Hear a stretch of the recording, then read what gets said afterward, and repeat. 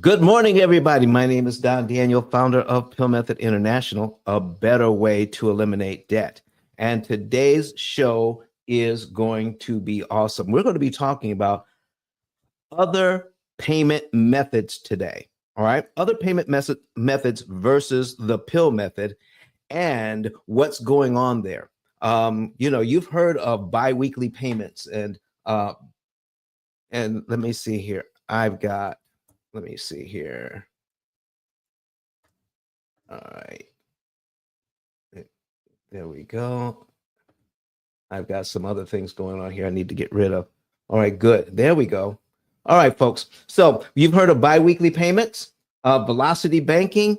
The HELOC strategy is huge right now. People are talking about using HELOCs, either borrowing money from the HELOC and applying it to the mortgage, or putting a HELOC in first position, just having a whole mortgage on a home equity line of credit. So we're talking about that. Just pay more approach. I get that all the time. Don, what are you talking about? All we got to do is just pay more. And some are saying, don't even prepay the mortgage. Don't do it. Just take that money and invest it. All right. And talk about refinancing to a lower rate. I'm telling you, folks, that's something we're going to be talking about today. Lowering the term, going to a 15-year mortgage or a 20-year mortgage or 25-year mortgage, or making a large down payment to these loans. We're going to be talking about all of these issues today and versus the P.I.L.L method and why the P.I.L.L method is going to be the way to go.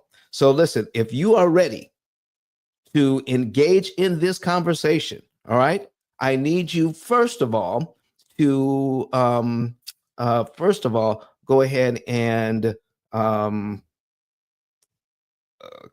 like the videos. That's number one. Then you want to subscribe to our channel. That's number two. And also, comment on the videos, like the videos, and let's see where this can go today. But right now, I need you all to just focus in today, because all of these ideas are out there floating around. But I want to tell you that 9 out of 10 people will never, ever be out of debt just because of these reasons, of these other programs. So let's find out what's going on with them, and let's compare and contrast with the P.I.L.L method today. All right. So let's go ahead and get started today. Plug in. Let's go.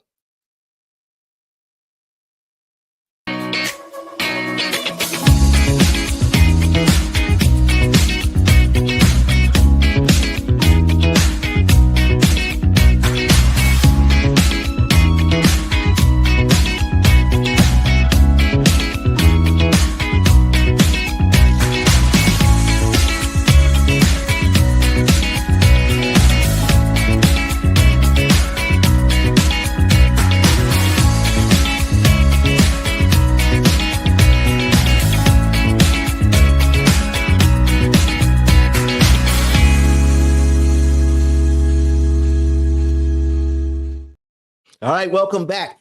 Oh my goodness, today, if you saw our title today, it's going to be very interesting. The P.I.L.L method versus traditional payoff strategies, what they don't measure will cost you.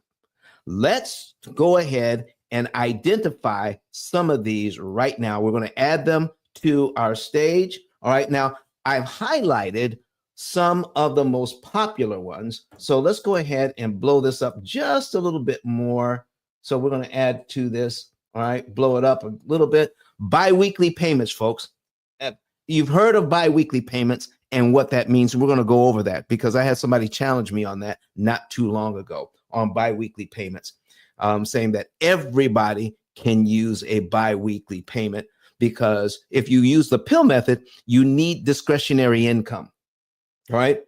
You need discretionary income with whatever program you're using, even a biweekly payment program. And we'll go over that. The debt snowball, the Avalanche method, Velocity banking. This is huge right now. People are using velocity banking to pay off debt.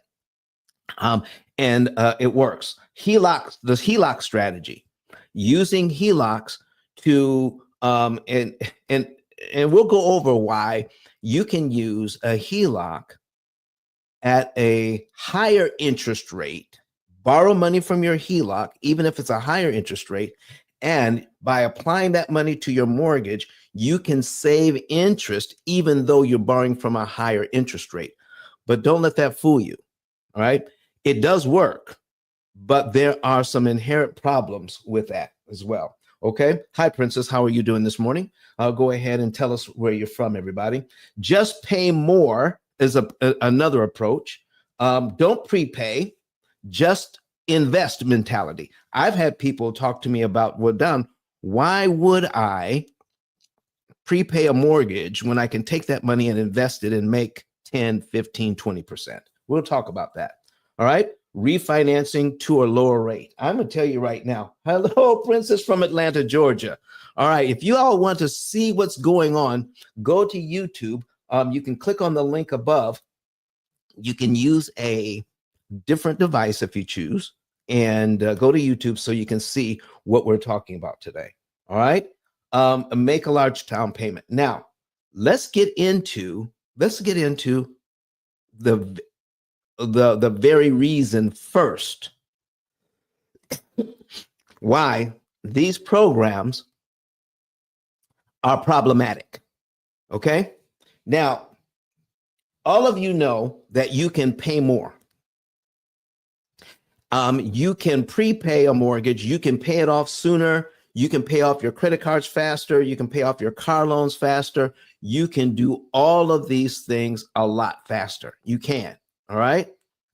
Now, the reason why we need to understand what's going on with all of these payment methods is this. You need to know and be able to measure outcomes. What happens when you do something? That is going to be the major problem with all of these methods, the biweekly payments, debt snowball, Avalanche, velocity banking, HELOC strategy. All of these strategies work. All of them save you interest, but none of them optimize interest savings. They don't optimize interest savings because they don't measure what you are doing. They don't give you the end result of making a payment, meaning how much interest did I just save by doing this? Or how much time did I eliminate from my mortgage or other loans by doing this? And folks, that is important. It's important because let me go over 10 variables, right? At least 10 variables you have to take a look at when handling debt. So I'm putting that on the screen right now, okay? All right, payment frequency and structure. Understanding when and how you receive your income is crucial for timing your prepayments correctly to align with cash flow. Income amount. How much money do you all make? You see, everybody has a different amount that they make and how much their bills are. All right. Loan structure. Do you know that the average family has 10 different debts and they're all structured differently? How much they owe on each one? What is the interest rate? What are the payment dates? How much money do you make? Now, as we start adding in more variables, you can see that it can get more complicated because you need to choose how you align those variables. You need to know how many different paths there are to zero debt when you look at how many variables there are involved. We have identified at least 10 different variables. Now, I'm getting ready to play you. I'm going to play you a video that will help you to understand what it means to consider a lot of variables. So let me bring that on the screen right now. We're going to pull that up. Okay. And let's put this down and put up, we're going to put, let's see here. Okay. Let's bring this back. All right. And let me see here. There we go. All right. So what we're going to do, folks, is I'm going to get a video ready for you so that you can see what I'm talking about today. So let me go ahead and search for that video and we'll pull that up. All right. And this is going to help you to understand a concept called, let me see here, return, okay, factorial math. Okay. Factorial math. And let me bring this over for you. There we go. And I need to get past the get past this ad. There we go. All right. Thanks. Let's open this up all the way. All right. So if you want to see this video, go to YouTube right now so that you can see the video I'm putting on the screen right now. It has to do with a concept that we call factorial math and understanding how difficult it is to pay off debt once you understand how many variables you have to consider. It's not just a simple process anymore. Watch this.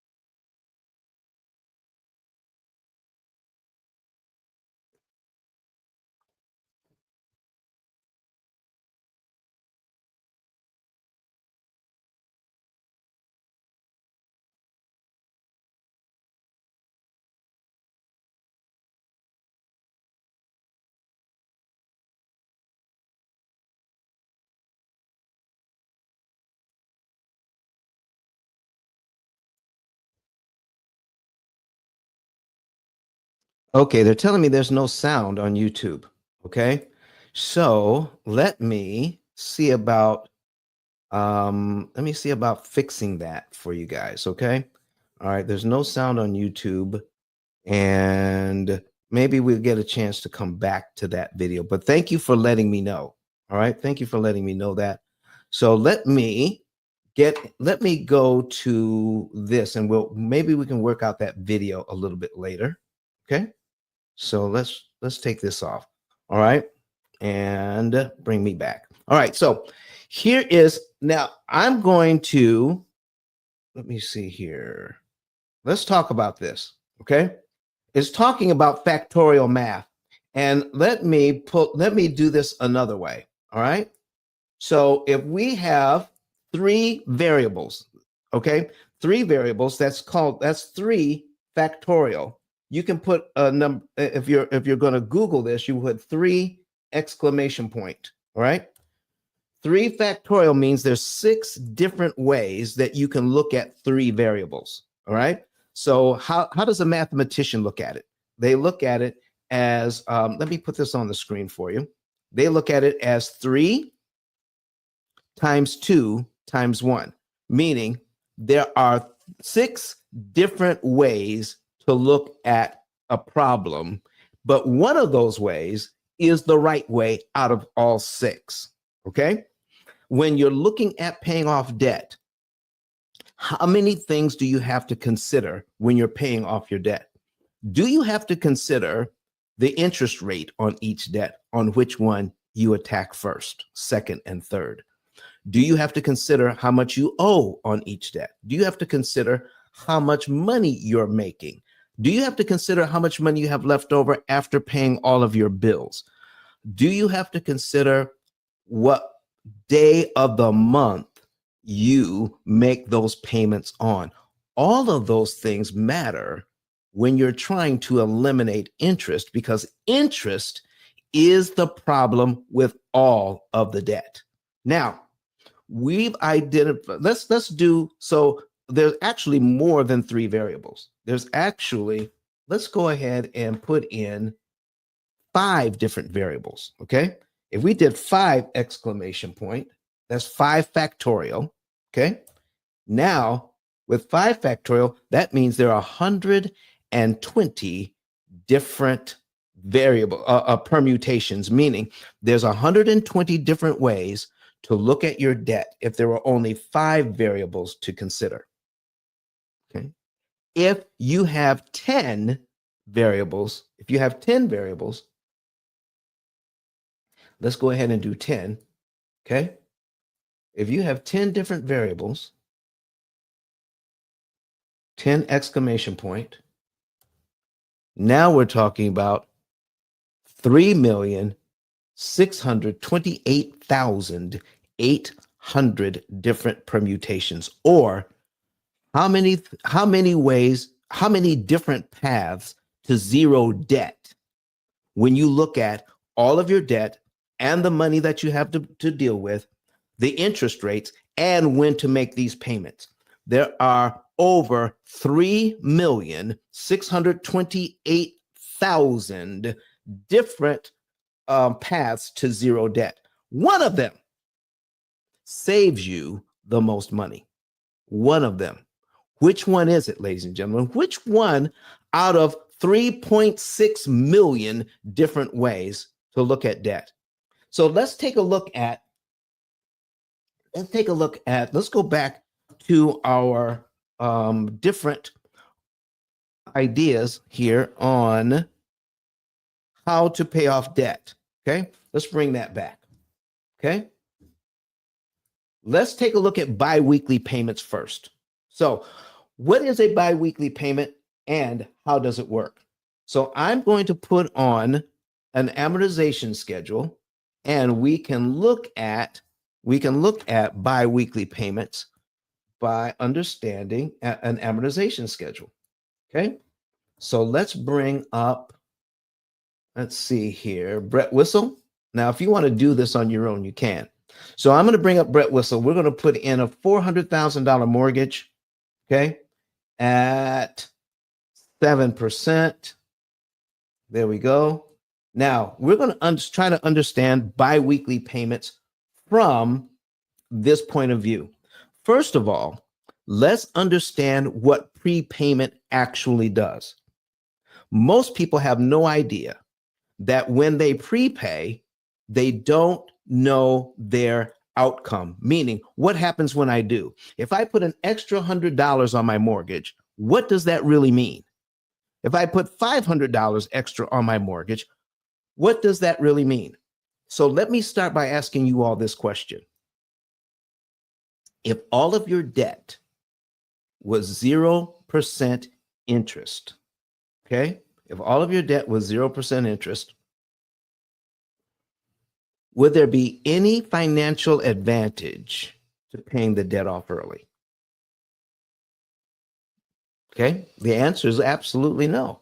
All right, if it was 0% interest, why would I pay it off early? I could just make the minimum payments and it's not going to cost me anymore. It's really a moot point. So why do all other programs focus on when do I pay off the debt instead of focusing on how do I save interest? Because it's the interest that's killing me.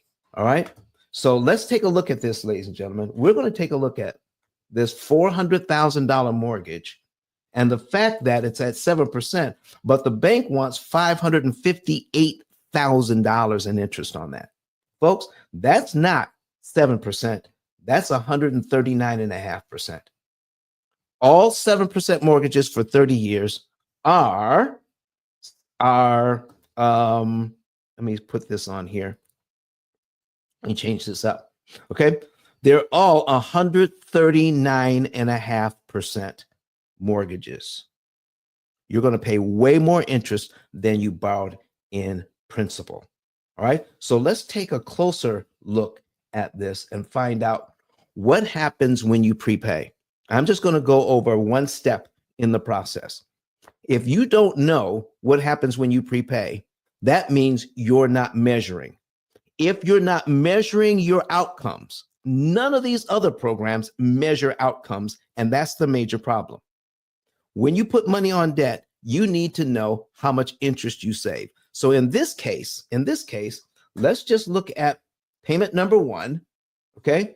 The entire payment is $2,661.21, $2,661.21, and this much goes to principal, while over $2,300 goes to interest. If we make that payment in the first month, let's call it January, and we take a look at the principal payment for February, which is $329.79. You don't have to wait till February to give that money to the bank. Once you make your regular payment on this mortgage, if you have an extra $329.79 and you pay it early, okay, this money goes straight to principal. You're paid down to line 2 on the amortization schedule, and your next mortgage payment for the next month, which would be February, is actually on line 3. So paying $329.79 early saves you $2,331.42 in interest you never have to pay. That is a measurable outcome.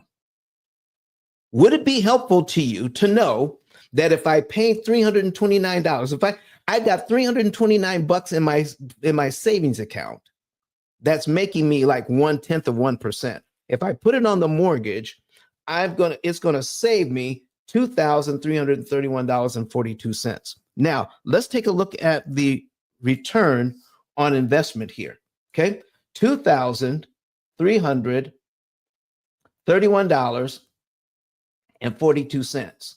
Okay, divided by 329.79. And when we get this answer, folks, we need to multiply that answer by 100 to get our return on investment. So the first answer we get is 7.06. So we're now going to multiply that by 100. There we go. That's a 706, almost a 707% return on your money. I prepay $329.79. I save $2,331.42 in interest I never have to pay. Okay. And that means it's over a 700% return on my money. That, my friends, is a measurable outcome. So when we're putting money on debt, so when we're doing a biweekly payment program, how does that work? I'm cutting my payment in half. All right. So let me do this. I'm cutting my payment in half. So my mortgage payment, in this case, is $2,600. Okay, $2,661.21. $2,661.21. Okay, divided by 2. So now I'm paying $1,330 every every 2 weeks. That's what a bi-weekly payment program does. So when you're making your payment on the first of the month, the 1330 on the first day of the month, let me ask you, does that save you any time? Does that save you any interest? What do you guys think?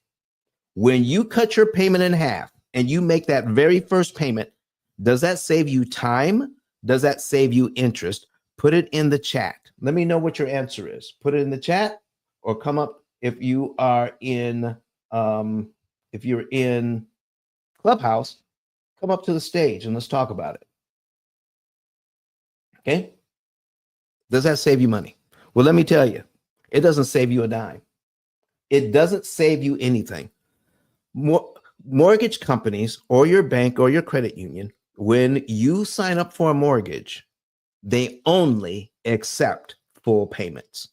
If you pay on the 1st and on the 15th, what happens is that they hold that money, they hold the $1,330 until you pay it a second time, and then it's applied. In other words, when you're in a biweekly payment, most months out of the year, it does nothing for you. That's 10 months out of the year, it does nothing for you. It only helps you 2 months out of the year. Now, let me tell you why that's problematic, okay? The reason why it's problematic is because every 6 months, you make a third half payment because there's an extra week. So you make a payment around the 1st, you make a payment around the 15th, and then you make another payment around the 30th. But then you have to turn around, and by the 1st of the month, you have to make another payment. You still owe that mortgage payment at the 1st of the month, even though you've made 3 payments in the month before. Now, how does a biweekly payment work?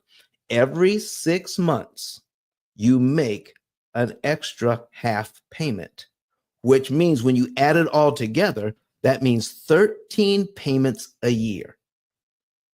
A biweekly payment system will save you about 7 years on a 30-year mortgage. 7 years on a 30-year mortgage. The average client for the P.I.L.L method pays off all of their debt in about 7 years. Not just saving you 7, I mean pay it off, everything, in about 7 years. Now, here is something else you need to know about how to read an amortization schedule. I need you to look at the principal and interest payments as we go down, okay? So if I prepay the $329, I save $2,331.42. Now, every single month, the principal gets higher. The interest I can save gets lower. Higher principal, lower interest. So we go from 2,333 to 2,331 to 2,329. So the longer I wait, the more interest I pay. And when I'm making a payment to the mortgage and I want to prepay, the sooner I do it, the more interest I save. Now, keep this in mind.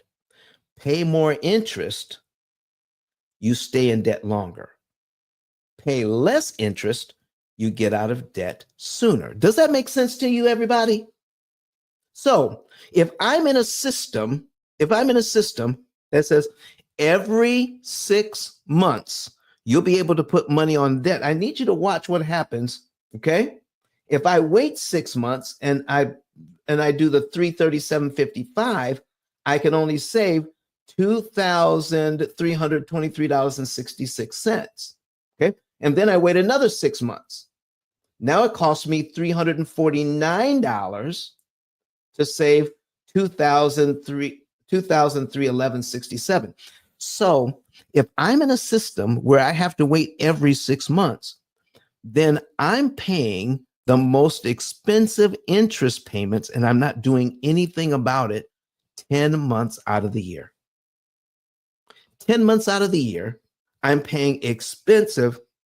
Oh, I'm sorry. Somebody said, you're not showing the chart. All right, let me show the chart here, folks. There we go. There it is. Okay, thank you, everybody. I need you to see this. So I'll start over, okay? So watch this. I get so excited about this. So so if I got to wait 6 months, look at this, 337.55, all right? This is more expensive than the 329.79. If I can pay the 329.79, I can eliminate 2331.42 in interest. Thank you, Princess, for letting me know. All right. So if I have to wait 6 months, look at this. Now I have to pay 337.55 to get rid of 23.66. And then if I wait another 6 months, look at this. I have to pay even more principal to eliminate even less interest. So the sooner I put extra money on the debt, the sooner I can get out of debt because I'm canceling bigger interest cost. So does it make sense to you, ladies and gentlemen? Watch this. Does it make sense to you if I start in my first year, I can eliminate more interest than if I start this in my second year? Look at this. Do you see how the interest goes down to $2,200 now? $2,286. So the longer I wait, the more interest I pay. The more interest I pay, the longer I stay in debt. I need to know if that makes sense to you, everybody. Go ahead and put it in the chat if it makes sense. And if you need me to go over this again, let me know. So, number one, every 6 months, I'm putting half my payment. I'm making 3 half payments every 6 months, meaning not only am I doing this every 6 months, so that means the 5 months prior to, I'm paying the most expensive interest payments I have. I'm just go ahead and making those payments. The other thing you need to think about is this. It limits you. If you're making a biweekly payment, most people don't do anything else. They just do the biweekly. It limits you as to when you put money on the debt. It also limits you as to how much money you put on the debt. Princess says, yes, it makes sense. And thank you for sharing this information. Let me put this on the screen for you guys. Okay. There you go. All right. So now let's take a look at what if you have more money available. I'm just saying, what if you had it? I'm not saying you have to do this. I'm just giving you some ideas of what you could do if you had the money available. Some people have it and some people don't. Okay. We're going to get into everybody, practically everybody who has a mortgage can save a ton of interest by putting the right amount of money on the right loan in the right month on the right day of the month. Okay. Practically everybody can do this. So what is going on here? I need to show you.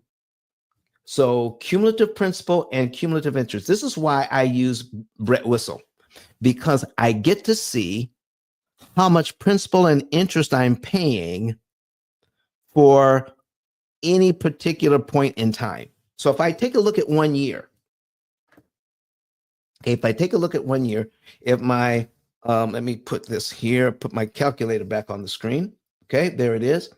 Okay, I've got 26, okay, 61, 26, 61, I think it's 261, 21, yeah, 0.21. If I multiply that by 12, look here, multiply by 12, that's $31,934.52 that's paid out in 1 year on this mortgage.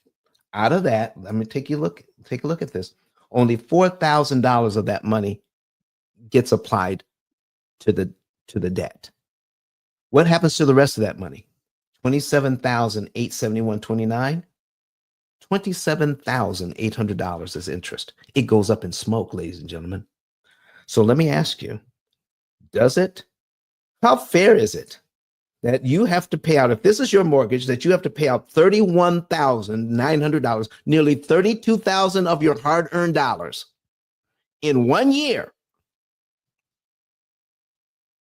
and only $4,000 of those dollars gets applied to the debt? How fair is that? So let me point this out to you. What if you had a little more money available, right? Instead of making biweekly payments, what if you had enough money and it made sense to put $4,063.23 at one time on the debt? What would happen? So if we already know that we're going to be paying this, what would happen is we would be paid down to line 12 in 1 month. Let's see, 400,000. Oops, got stuck there. 400,000. Okay, and we're going to subtract the 4,063.23.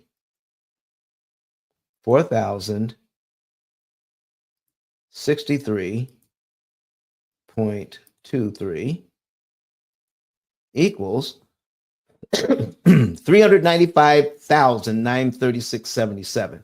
That's exactly what I have here on my amortization schedule, ladies and gentlemen.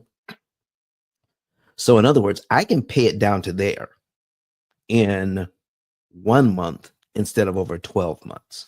If I did that, I could get this equity and I don't have to pay $27,000 to get it. I skip all the interest payments between line 2 and line 3.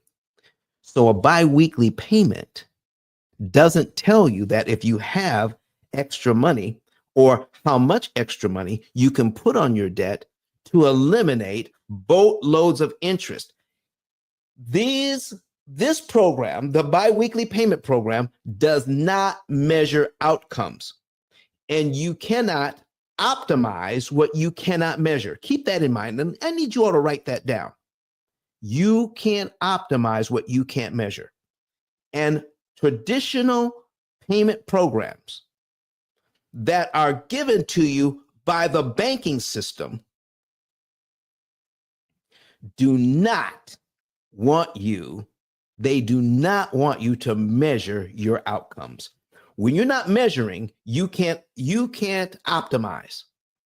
Meaning, how do I save the maximum amount of interest per dollar?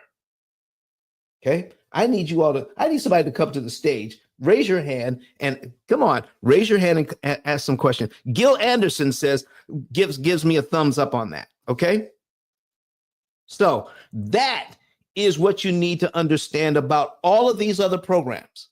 They're not measuring outcomes. I don't care how good they sound on video. I don't care how good they sound on YouTube. I don't care how good they sound even in person. When you have an opportunity to ask questions, ask, what happens when I do this one thing, and give it to me in dollars and cents? And if you can give that to me, is there a better way I can use my money to eliminate even more interest at one time? So let's break this thing down. Okay, let's break it down. If I can prepay. Now, somebody said, Don, you're really not saving $27,000 in interest when you prepay this. If I prepay this, I'm not really saving all of that interest. Can I do something for you right now that proves that you are saving that interest? Now, if you want to see it, put a number 9 in the chat and I'll show you that prepaying this actually saves you all of this interest. If you want to see it, put a number 9 in the chat. If you're watching me online, put a number 9 in the comment section. Put a number 9. I need to know that you're listening. I need to know that you're paying attention. Put a number 9 in there right now. Okay, Princess puts a number 9 in. She wants to see it. Okay, so I'm going to prove it to you by putting together another amortization schedule. So it has been proven that if I could prepay this $4,063.23, this is how much I would have left.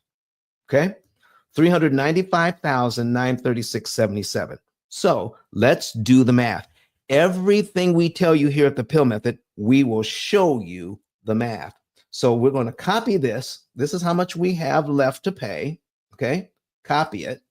We're going to put it into an amortization schedule at the same, okay, paste it in. We got to get rid of the comma because this program doesn't like commas. It's still at 7%. The payment amount is the same, so we have to take out the number of payments, okay? So when I do this calculation, it tells me I have exactly 348 months left. Folks, that's exactly 12 months eliminated. What? Yeah. That's exactly 12 months eliminated. So to prove it, let's do the math. How much interest does the bank want if I keep this loan for 30 years? They want $558,035.60. So this is the original. Let's put it in. $558,035.60. Now, if I prepay this, the $4,000, here's how much I have left. Okay, I've got 348 months left. So I can't have 360 months worth of interest left. I could only have 348 months worth of interest left, correct? Watch this. So when we do the calculation, it comes to 530,164. So let's do the subtraction. This is how much interest I have left. So we're going to subtract 530,164.31.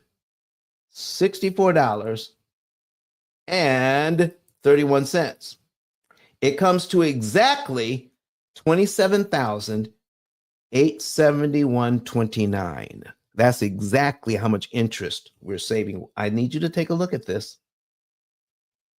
Okay.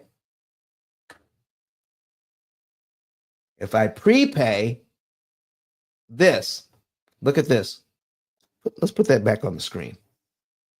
It comes to exactly the same thing.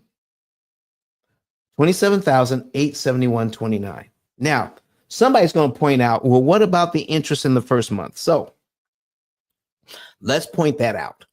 So we're saving overall, when I take a look at how much interest I pay in the first month, which is $2,333. If I subtract that out, it comes to $25,59.62.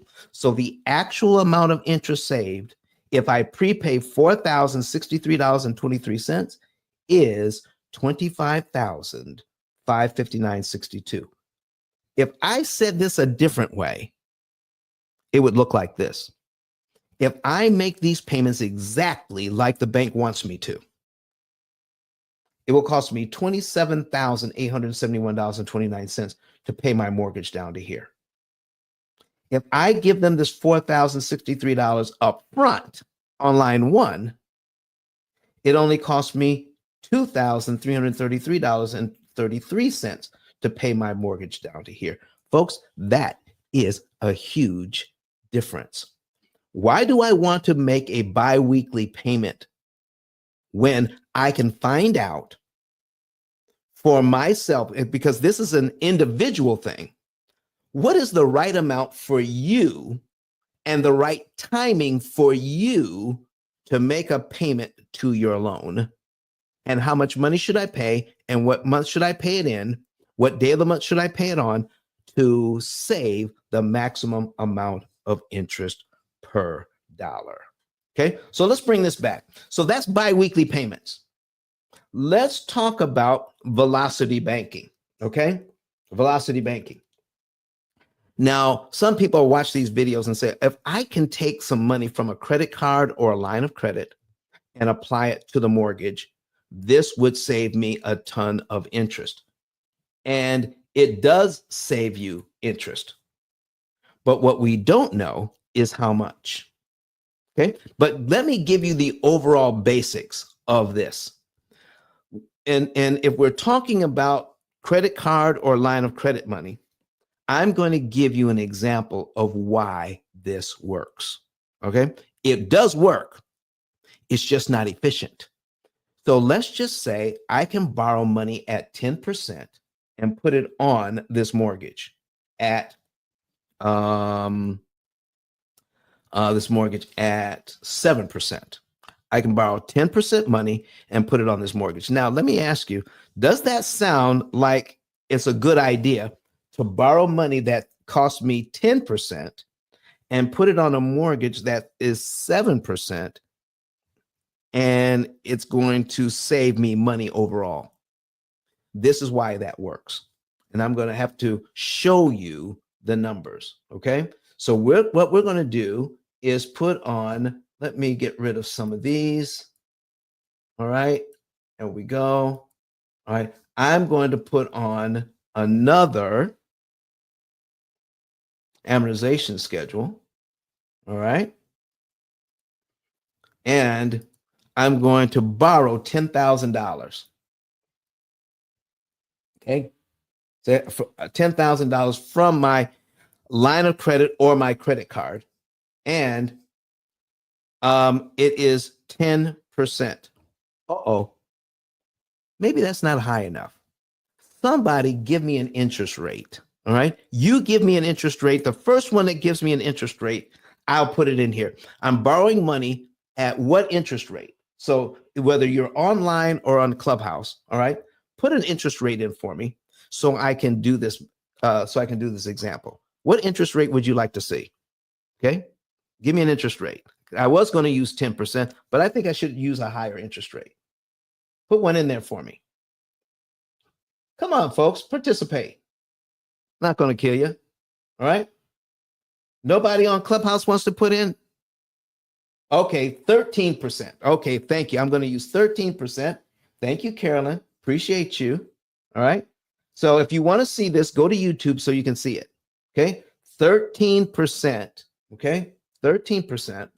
And if you're putting it in Brett Whistle, okay, all credit cards are amortized over 240 months. So you have to put in 240 where it says 360. All right. And then we're going to calculate that. And what I need to see is how much interest we're talking about. Okay.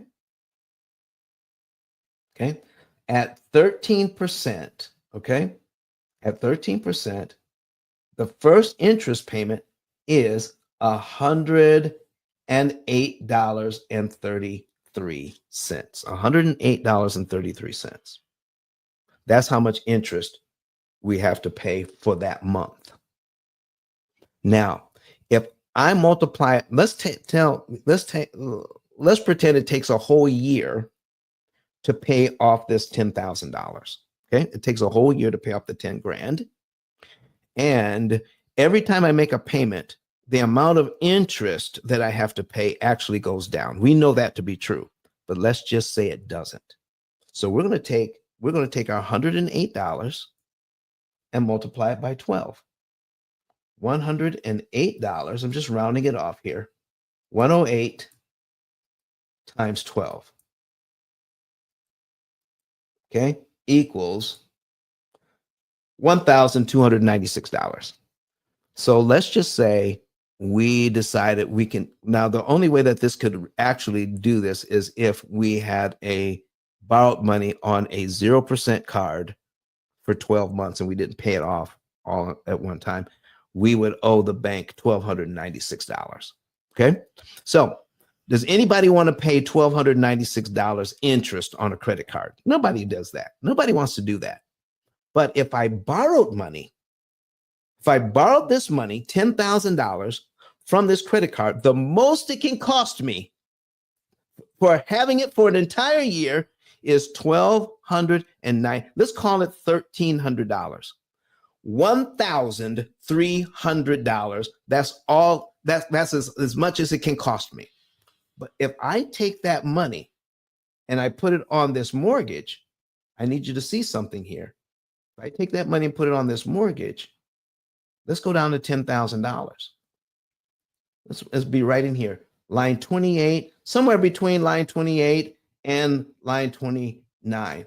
If we put $10,000 all at one time on this loan, it knocks off over 2 years, almost 2.5 years off this mortgage, and saves me about $64,000 in interest. I'm borrowing money at 10%. And what did I say? The most it can cost me is $1,300, $1,300. But if I take that money and put it on my mortgage, do you see that it would save me 64 grand? So let me ask you, does the velocity banking idea work? Does it work? Yes, it works. But here's what it doesn't tell you. It doesn't tell you how much should I borrow from my line of credit. People depend on this program because they see it and it looks easy to manage when they're doing the videos online. It looks easy to manage. But here's what happens if I have a line of credit for a lot of people and they come to me in serious trouble. They have a line of credit or they have a bunch of credit cards. And here's what happens, ladies and gentlemen. If you don't have any guardrails, they could have a line of credit. I talked to somebody who has a line of credit of $60,000 available. When you have this system in place, be careful how much you borrow from it. It all depends on how much money you are making. If I'm making about, $6,000 or $7,000 a month, okay, if I'm making $6,000 or $7,000 a month, I want to be careful how much I borrow from the line of credit, no matter how many months I could take off my mortgage, okay? Because let's say if I do that and I have that money available to me, well, shoot, if I take $18,000 of it, I can knock off 4 years and save $109,000 in interest. I could borrow 18 grand from my line of credit and put it on my mortgage because I have tunnel vision. I'm looking only at the mortgage. I can knock off 48 payments off of that. Okay.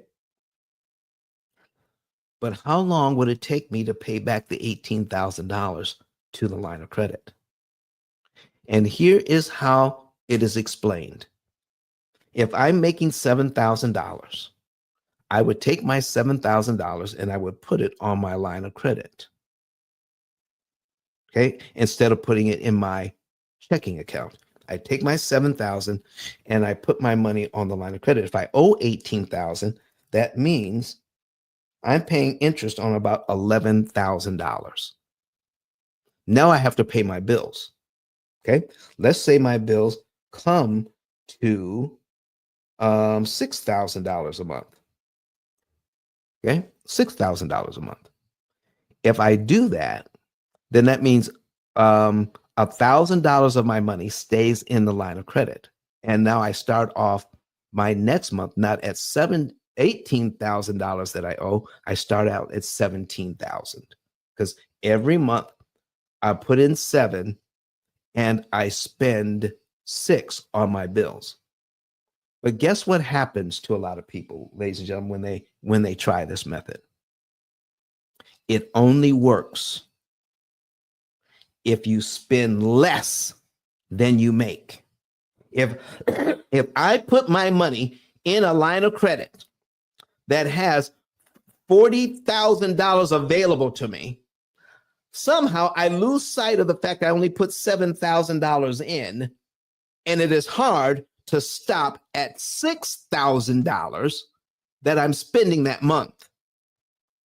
And a lot of people, and I mean a lot of people, get in trouble because here's what happens. And it's all with good intentions.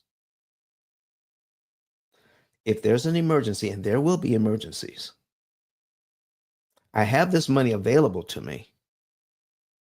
I can easily take care of my emergency and add on another $2,000 or $3,000, but I can pay it off in a short period of time.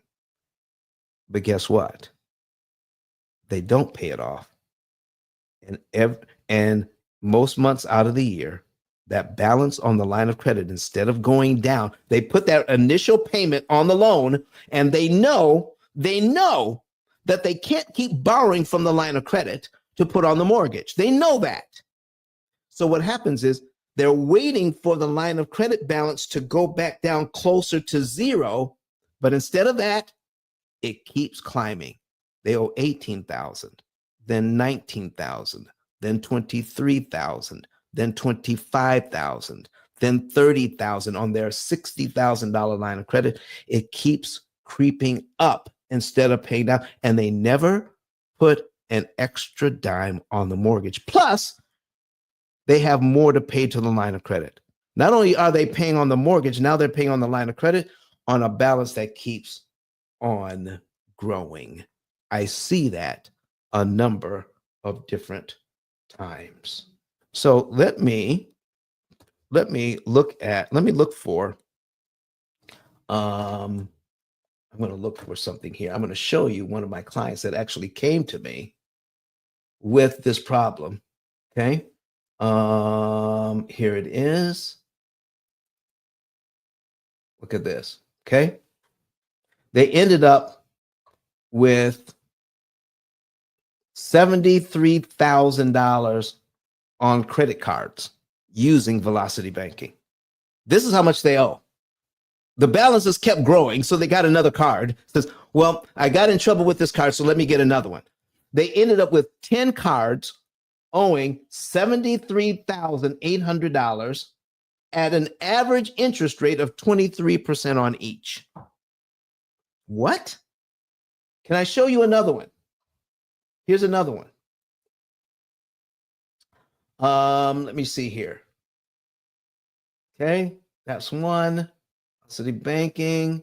I got another Velocity Banking here. Where is it? Velocity Banking. All right, number one. There it is. Here's another one. These are the credit cards. Look here. Credit cards. 12 credit cards, a total of $201,000 in credit card debt at an average interest rate of 10.95. First of all, 10.95 means, to me, when you looking at it from the P.I.L.L method standpoint, these folks have great credit rating. They have a fantastic credit rating. If they have $201,000 on credit cards and they have an average interest rate of 10.95, that means they have a fantastic credit rating, and they can get card after card after card, and they have 12 cards, $201,000 when they came to us. This is Velocity Banking that got away from them. I'm not saying it happens to everybody. I'm just saying there are no measurements. And what you can't measure, ladies and gentlemen, gets you in trouble. Our program provides the measurements, and it tells you exactly what to do, just like financial GPS. So look at here. Once they came to us, they have a mortgage of $634,000. They have 3 other loans at $197,000, $201,000 on credit cards. That's a total of $1,033,000. We're going to show them how not to pay the $692,000 in interest that the bank wants. We're going to show them how to pay $179,000 in interest instead, and pay all of this off in about 9 years. When you have a system that does all of the math and says, you can afford to do this at this time, pay this much money out of your savings account, take this much money, put it on this loan in this month on this day of the month, because you don't do it every single month. You wait until you save up enough money according to your particular financial footprint. And the program says, take some money out of the savings account where you're saving it up. And in this month, put it on the debt on this day. And we will calculate for you, not just your interest savings, but how much interest you're saving per dollar. Putting any more money on at that time would be a mistake, because now you're saving less interest per dollar. You see, when it comes to putting money on debt, you can actually pay too much at the wrong time, and it doesn't set you up properly for the next payment. It's called violating the law of diminished return.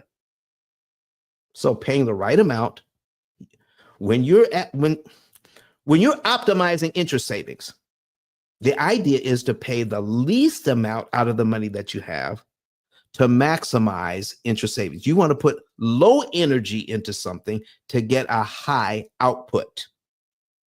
Okay. You want to go, when you go to the grocery store, you want to pay the least amount of money to come out with the most groceries, correct? When you buy gas, you want to pay the least amount of money to get the most gas. It's the same with paying off debt. When you want to cancel the most interest per dollar, you want to pay the least amount that's mathematically possible for you to cancel the most in interest that you can for you.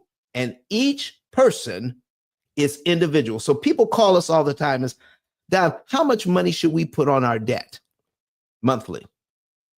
Number one, you don't do it monthly. Number two, it's impossible to tell you that, because what we're doing is it takes for each debt 3.6 million different calculations to figure out what to do for you on each debt. It's not easy. There are many paths to zero debt, but the experts that are out there aren't telling you that. They're telling you all you have to do is pay more. They're telling you to get a biweekly payment. They're telling you to do velocity banking, or get a HELOC and put it in first position. But none of these systems tell you how much money to borrow and give you an idea when you can pay it back so that you can borrow the money again. Again, velocity banking works. Again, using a HELOC to borrow from and put it on your debt works. Even using a HELOC in first position works. But you have to spend less money than you're making each month for them to work. And you need to know what happens when you do something. What are your outcomes? What are your outcomes? When you're not measuring outcomes, you are in trouble. Okay, what's another traditional payment method? How about refinancing to a lower rate? Okay, how about refinancing to a lower rate? Because listen, these interest rates aren't going to be at 7 and 6% forever. Okay, they're not going to be there forever. They're going to come down. And when they do, you're going to get flooded with opportunities to refinance. Somebody asked me that the other day. Said, Don, we can get a lower interest rate. We can refinance to a lower interest rate. Should we? So let me show you what happens when you do. And also, let's make a point of when we're refinancing, let's roll in, okay, some high interest debt into this thing, because we're told that we can save a lot of money that way too. So we're going to roll in, let's say we have about 40 grand in other debt that we could roll into this thing. Okay. So let's just say we've got this mortgage at 7%. I need you to see this. At 7%, look at my principal payment. It's $329.79. I can prepay that and kill this interest, can't I? Right? What if I can lower this now to 5.5? We're going to take the same mortgage, okay, and lower the interest rate to 5.5. Uh-oh. I want to do 7% on 400,000. Okay. All right. And now I'm going to lower this to 5.5. This will give us a new payment amount, okay, which is $22.71 versus $26.61. That's almost $400, okay? That's almost $400 difference if I could get it at 5.5. And I feel better about my lower payment amount. I feel better about that. But I want to show you what happens to my principal payment when I do that. Look at my principal payment now. It's $439.83 instead of $329. Look at here, $439. So now when I'm making my payment, I have to come up with more money on top of my payment to get rid of an interest payment. So if I look at it this way, all my principal payments, $4,000 at 7% eliminates 1 year on my loan. If I lower the interest payment, it takes $5,388 now to get rid of 1 year on my loan. They're not telling you that.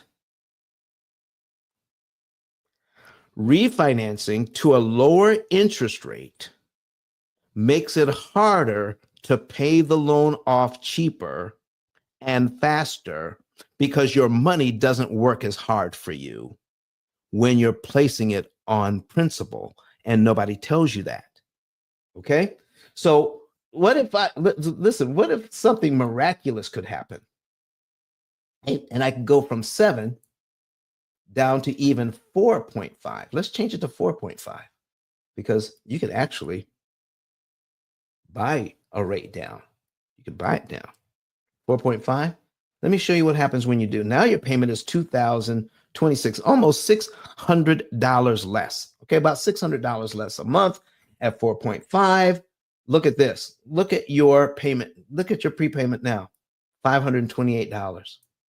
It takes $6,400 to get rid of 1 year now on this loan. $6,400 instead of $4,000. It makes a difference what your interest rate is. And here I'm here to tell you folks that getting a lower interest rate doesn't automatically mean you're in a better financial position, especially if you have to pay closing costs. Okay?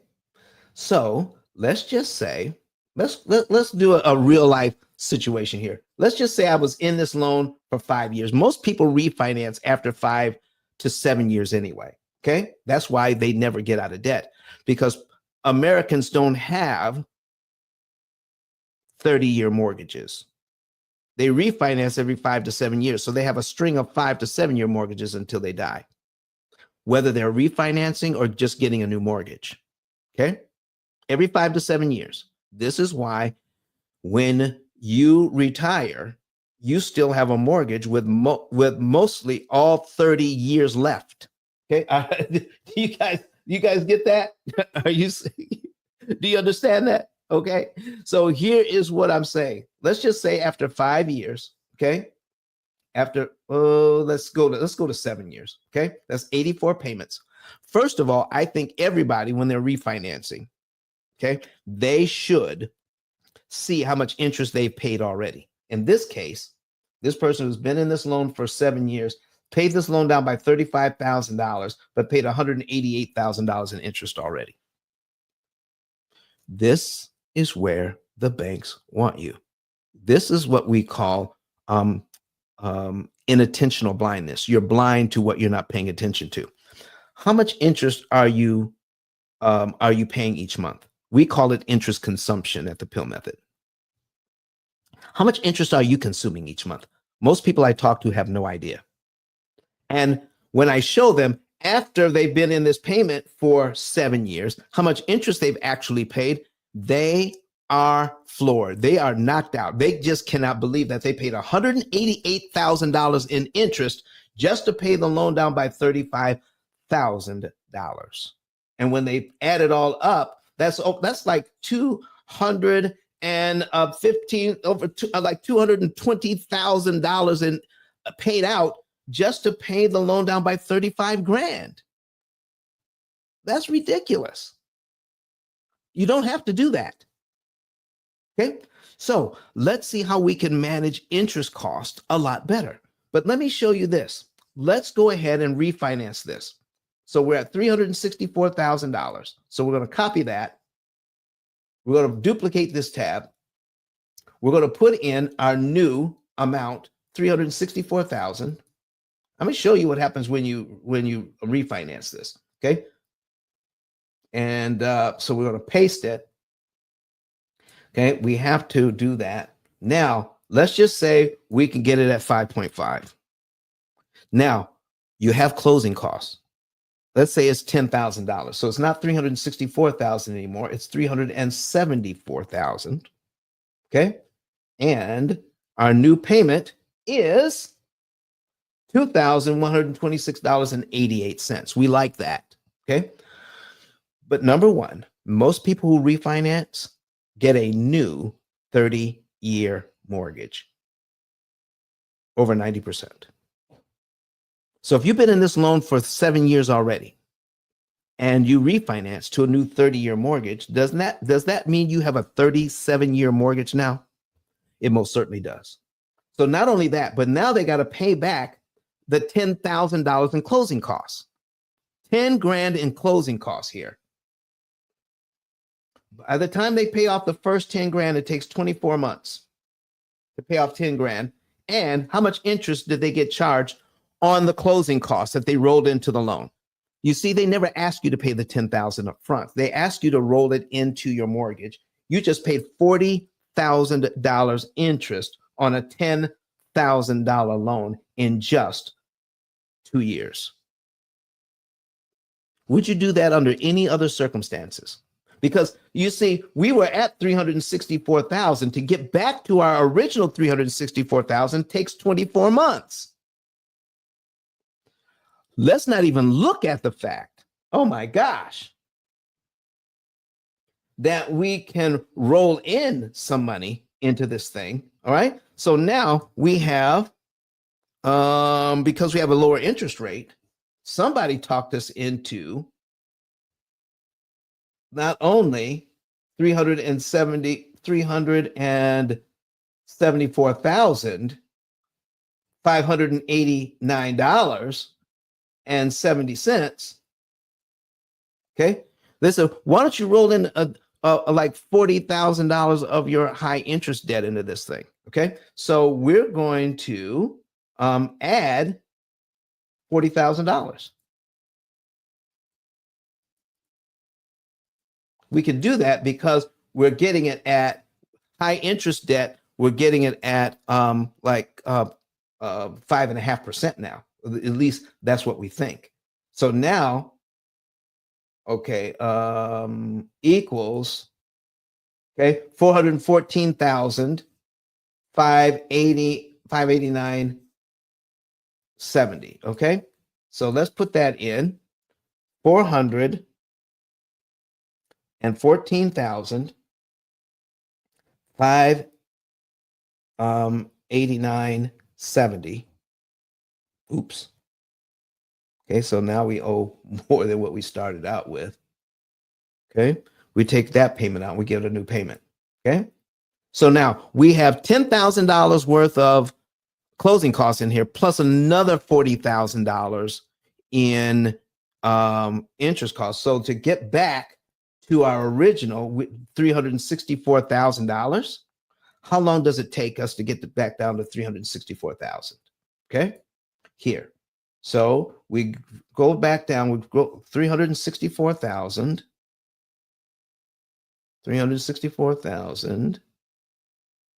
There we go. It takes about 90 months to get there. That's another almost 7.5 years to get there. Okay. I paid off $50,000 because that's the $40,000 I rolled into the loan, plus the $10,000 in closing costs. But I paid $161,000 in interest on that. Folks, let me ask you something.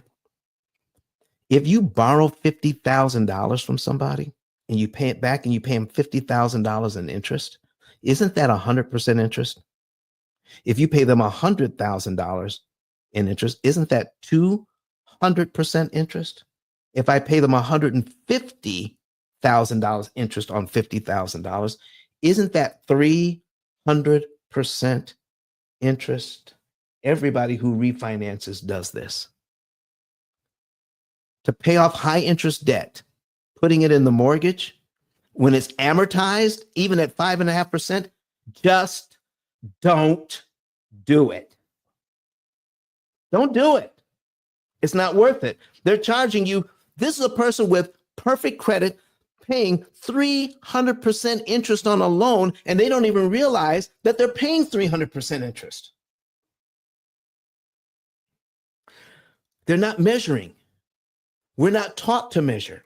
And folks, when we're not measuring, you can't optimize interest savings when you're taught not to measure. Measuring our outcomes is not part of what we're taught to do. We're just not. And that's what makes it so difficult. Okay? I wish I had more people to just kind of ask me some questions here. Listen, put it in the chat. You've got to have some questions here sooner or later. I mean, listen, let's take a look at all of these payment methods. You've tried them. If you have any questions about it, let's talk about it. We talked about biweekly. We talked about velocity banking. We talked about HELOCs. All right. We talked about lowering the interest rate. Let's talk about lowering the term. You know, like getting a 15-year mortgage. That's got to be better, right? Let me tell you something. I never, ever, ever, ever, ever, ever, ever, ever, never, ever, ever, ever, ever, ever do I recommend getting a 15-year mortgage. Just don't do it, because we're not measuring total outcomes when we do. We're just not. Because we don't know how to read an amortization schedule. We're not taught how to do it. Here's what they won't tell you. Let me put this on the screen. Okay. Oh, before I do that, folks, before I even do that, okay, let me do this. All right, I want to share something with you. Let me go ahead and take a quick break here, and then when I come back, I'm going to talk about why I don't recommend 15-year mortgages. They just don't pay. All right. So let us find that video. There it is. After this video, we'll be right back and show you why I don't recommend 15-year mortgages. How many want to know how to pay off all of your debt in an average of 7 to 9 years? You can do all of this without refinancing, without change to your budget, without sacrificing lifestyle. Me and my husband do the P.I.L.L method, and last year we were able to pay down $33,000 on our mortgage without feeling like we were poor. We still did tons of entertaining things and enjoyed our family. You don't have to eat beans and rice every day. You don't have to cut up your credit cards. You don't have to drive a 30-year-old car. You don't have to sell pizzas at night to pay off your mortgage. All you need to do is pay the bank less interest. That's what we're talking about today. Here is what P.I.L.L method stands for: prepayment of principal, isolation of principal amounts, leverage, and liquidity. you understand it, you have a way of getting out of debt more efficiently. The interest rate you're quoted is not the interest rate you pay. You think you're buying a $500,000 home. The true cost of that home is what? $758,000. Total interest paid as a percentage of principal, 51.777%. That's what's going on with this loan. The ability to read and defeat an amortization schedule is not taught at any level of financial education. I need you to understand the power of a penny. You will not hear what I'm talking about from Dave Ramsey. Do you know why? Because I own the copyright. I literally wrote the book. But Don has some valuable information that can contribute to the quality of a person's life. And it only costs you a few dollars. It's his book. Why not get that? I'm going to go through the P.I.L.L method myself with some of my investment properties. So I'm going to link up with Don, and then I'm going to sit down with him, show him my investment portfolio, and see how I can eliminate interest.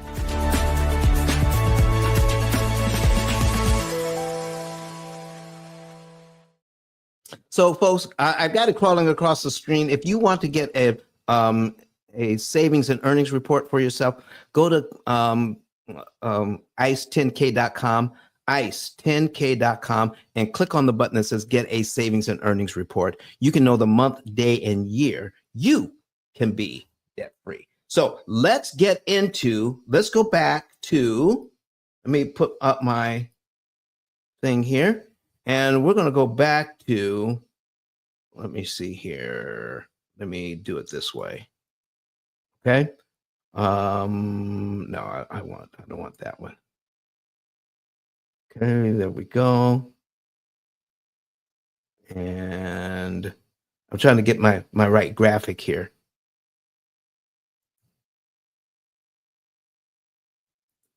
All right, so let me put this on the screen for you, and we'll go over it. There we go. All right, so let's go ahead and put this on the screen. So we're going to take a look at that same $400,000 at 7%. Okay, but what if I could get it at, let's see here, 400,000. Okay, we're going to do 400,000, not at 7%. There we go. And we're going to go to 25 months, which would be 300 payments. Okay. There we go. And then we're going to do another one at 240 months. Okay. Which is a 20-year loan. And then we're going to do another one at 15 years. That would be 180 payments.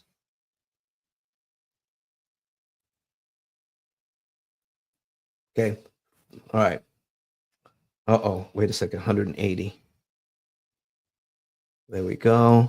Delete that. Okay. So first of all, folks, did you see what I just did there? I calculated on $400,000 at 7%. My payment is $3,595.31. Okay, let me see here. Carolyn is asking a question. How do you know how much to pay and at what time? All right, our program does all of the math for you, Carolyn. I'm going to bring that up in just a few minutes, how our program tells you how much to pay for you individually. Okay, will that be okay? All right, so let me break it down for you. Let me explain it this way. I'll try to create a word picture. Every single month you have income, you pay your bills. After all the bills are paid, how much money is left over? Okay. If you're tracking your payments, you're tracking how much you're actually spending to live. If you're writing it down, whatever method you're using to write down how much you're actually spending, there will be some money left over. Our program will ask you to put that money in your savings account. When it hits the right amount for you, the program will ask you to take what is the minimum amount out of that savings account that will save you the most in interest and put it on this debt in this month, on this day of the month. It usually takes somewhere between 2 and 4 months to save up the right amount of money for each individual. Okay, between 2 and 4 months. Then the program will tell you exactly how much money to pay out of that savings account to the penny. Any less than that, you're paying more interest than you need to. Any more than that, you're paying more interest than you need to overall. Do exactly what the program says. You're saving the most interest per dollar applied. I hope that helps you, Carolyn. And I'll bring up the program here in a minute. But I wanted to show you this. If I have, let's see here. Let me take up the whole screen here. Okay. If I have a payment of $3,595.31, okay, 3,000, I can figure that out ahead of time, can't I? If I can figure that out, why don't I just, if I don't know anything about the P.I.L.L method, all I know is I want a 15-year mortgage. Folks, you don't need a permission to get a 15-year mortgage. You can get a 30-year mortgage. And if you did, could you make this payment if you could afford it? $3,595.31 to this mortgage here?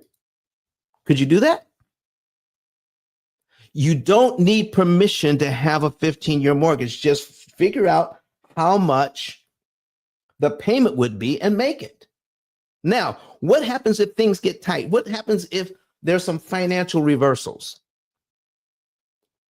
Could you just drop back to your original $2,661.21 instead of trying to continue to make this $3,595.31 payment? But folks, if you get this 15-year mortgage, guess what? If things get tight, you're stuck with that payment by contract.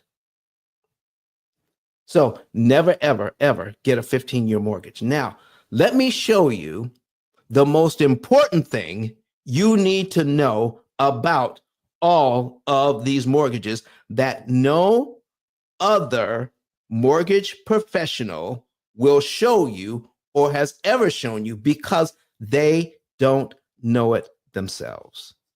I need you to see what is the first interest payment on a 30-year mortgage. Look at this. The first interest payment on a 30-year mortgage is $2,333. The first interest payment on the 25-year mortgage is $2,333.33. The first interest payment on the 240-month mortgage, even though the payment is higher, okay, that's 20 years, is $2,333.33. And finally, the 15-year mortgage with a high payment, the first interest payment is $2,000. It's exactly the same. Exactly the same. Now I'm going to go backwards and show you how much interest we're paying in 1 year on these loans. In the first year on the 15-year mortgage, you're paying $27,504.55 in interest. That's the 15-year mortgage. $27,500. On the 20-year mortgage, it's $27,600, almost the same. Okay. On the 25-year mortgage is $27,800. And on the 30-year mortgage, it's still $27,871. Look at that. $27,800. This is $27,806. This is $27,871. So, ladies and gentlemen, if, in fact, we are paying for the first year about the same, what is the big difference? What's the difference in these mortgages? It's the principal payment. It's the principal payment. On the 30-year mortgage, it only takes $4,000 prepaid to knock out a year. On the 25-year mortgage, it takes $6,000 to knock out a year. On the 20-year mortgage, it takes $9,500 to knock out a year. And on the 15-year mortgage, it takes $15,000 prepaid to knock out 1 year on this mortgage. Look at the principal payment. I have to come up, if I make a regular mortgage payment, I have to come up with $1,200 on a 15-year mortgage to knock out one mortgage payment of $2,300. But on a 30-year mortgage, to knock out $2,300, I only need $329.79. Folks, never lower the term. Always listen, if it's a car or a mortgage or any other loan, get the longest term available. It gives you more options, and then we can show you how to pay it all off a lot sooner, a lot quicker. Does this make sense to you all? I sure hope it does. I sure hope it makes sense to you. Okay? So because there's just so many things to look at. There's so many different paths. Let me bring this up. Okay? For you all to know, what do we have to consider when it comes to mortgages? There are at least 10 variables. Here's one: understanding when and how you receive your income. How do you receive your income and when do you receive it? You have to calculate the timing so that everything aligns with your cash flow. Your income amount. How much are you making? Do you get bonuses? The amount of money you earn dictates how much you can realistically divert towards debt repayment. That only makes sense without compromising your financial stability. That only makes sense. Okay? How much do you make? How much can you set aside for debt repayment? All right? The loan structure. Each loan's specific terms, including interest rates, balance due, affect how beneficial extra payments can be. Yes, how beneficial means how much interest can you save? My goodness, ladies and gentlemen, nobody's out there telling us that. All of these variables that we have to consider. Nobody is sharing that with us. Nobody. Okay? So, what about discretionary funds? Okay? The amount of money left after essential expenses varies month to month, affecting your ability to make extra payments. That only makes sense. Optimal timing and amount. Determining the effective time, what day, what month, the amount of prepayments, how much money to the penny, requires complex calculations to ensure each dollar reduces the maximum amount of interest possible. 3.6 million different calculations per loan. Nobody's telling you that. There are at least 10 variables, and I got them listed here. Number of loans. How many loans are you managing? The average family has 13 different loans. So now I got to take a look at, now that adds another thing that I have to calculate. Managing multiple loans requires an understanding of how each contributes to your overall financial burden. Prioritizing which loans to pay down first based on factors like interest rate and principal amount is crucial, because you're not just paying off the loan fast, ladies and gentlemen. You want to pay the loan off cheap. All right, I have a comment here. Okay, Princess says it makes a lot of sense. Okay, it makes a lot of sense. Carolyn, what are you saying here? Okay, would you recommend this method for commercial real estate, specifically income property? Oh my goodness, Carolyn.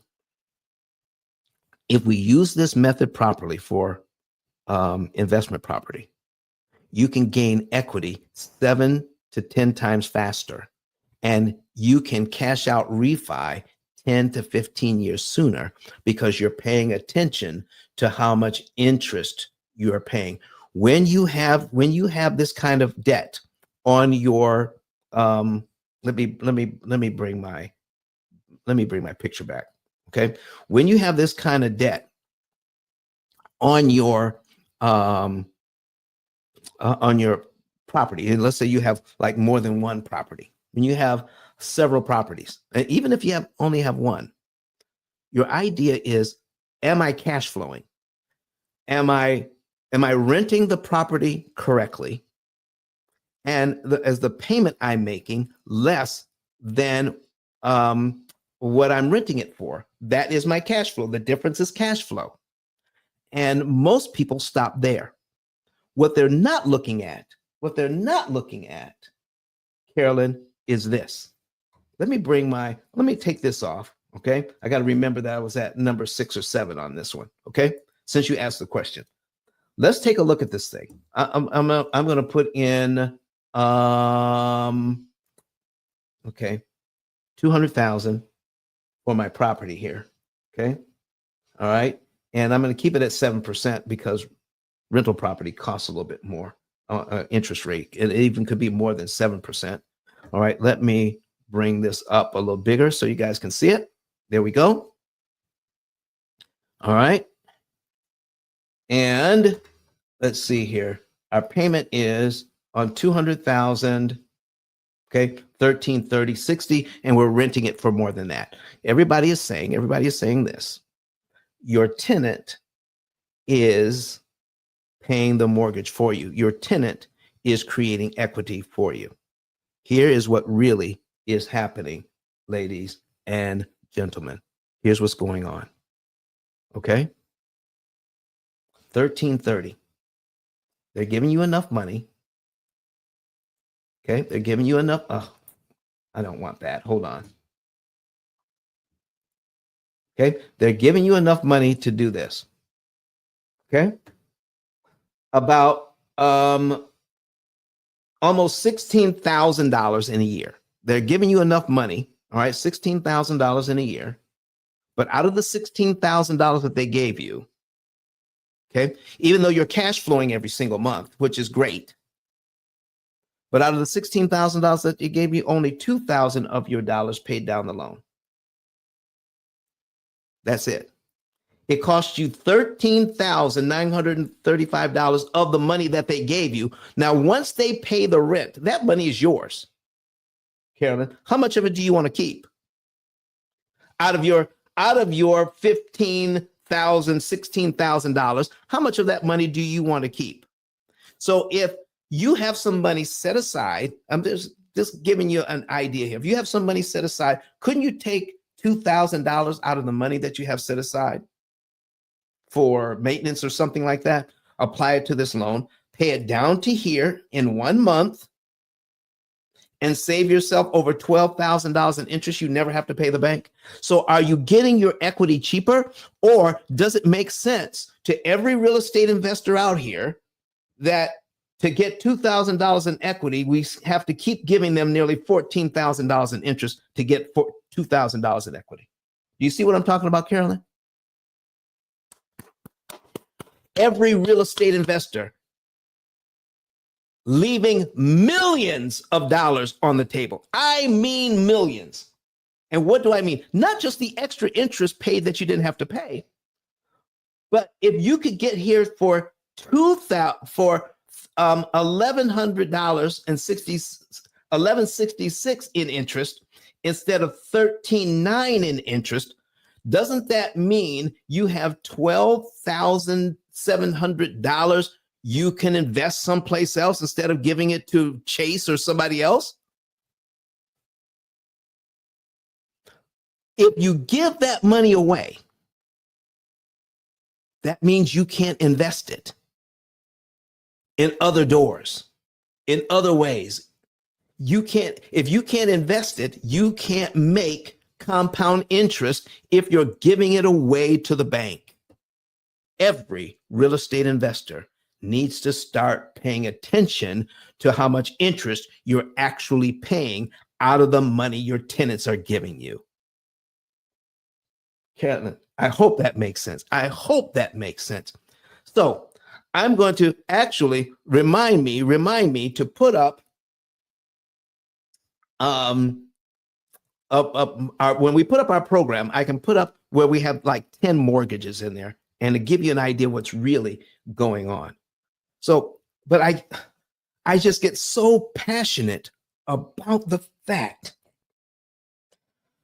that we are conditioned not to measure outcomes when we make financial decisions. We're given what's called heuristics or a rule of thumb. Folks, we need to have better metrics when it comes to figuring out how much interest we're paying and how much interest we could save.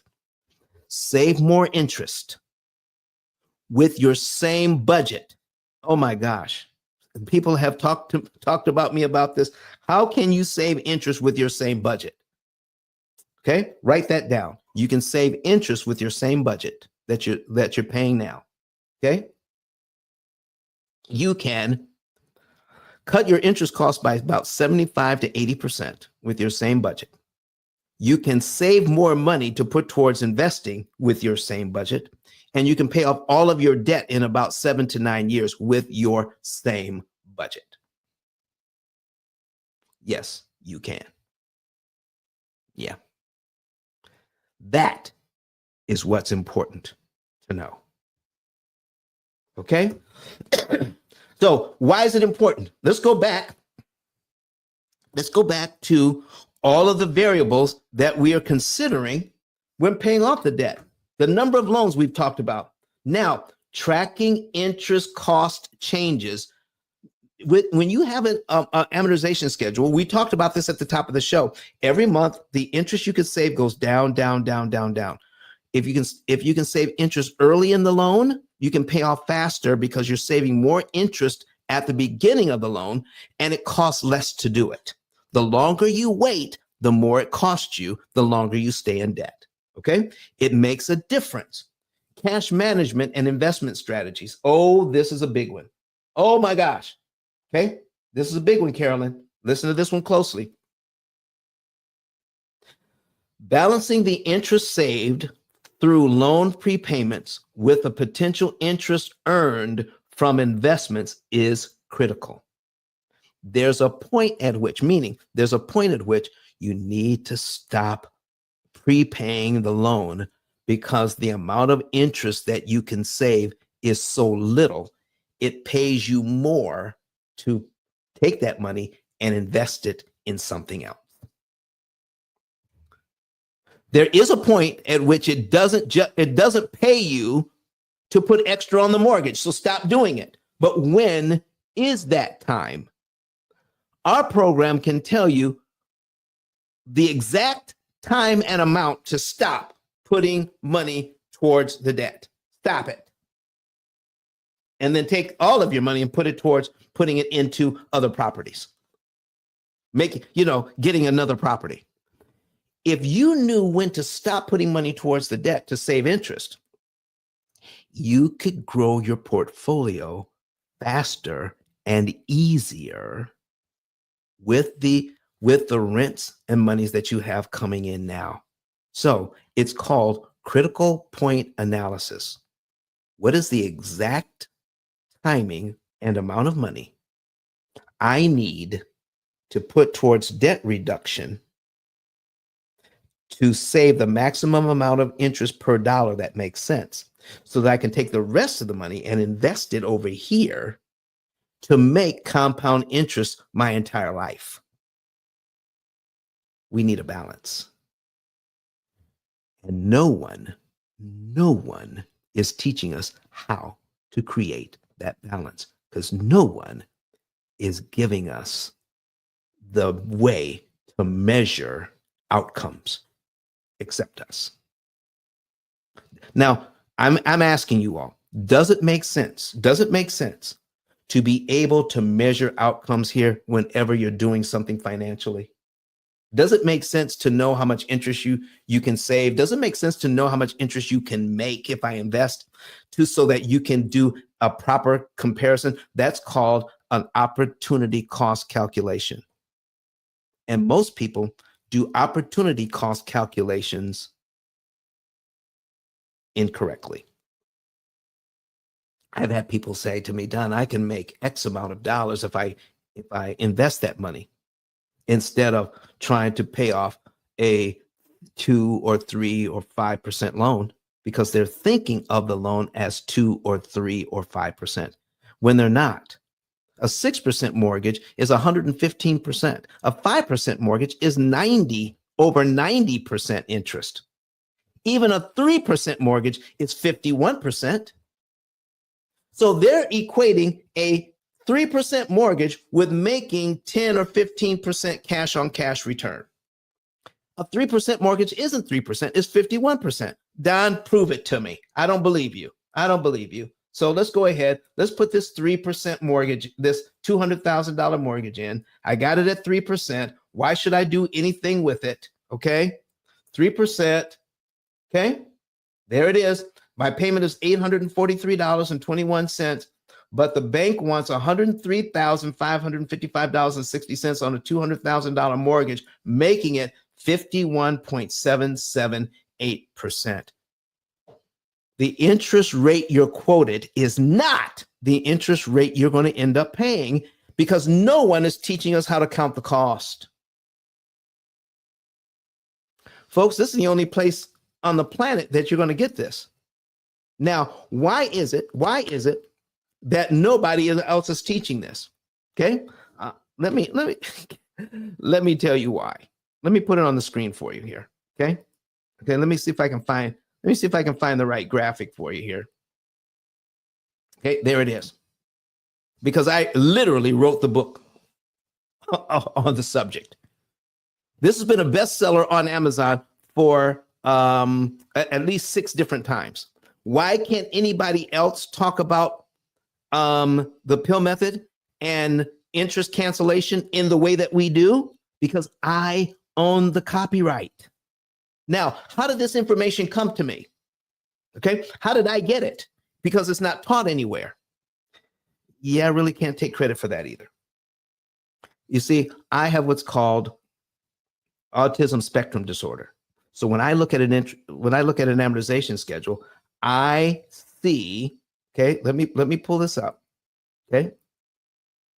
I see the pictures and the patterns in the amortization schedule that most people don't see.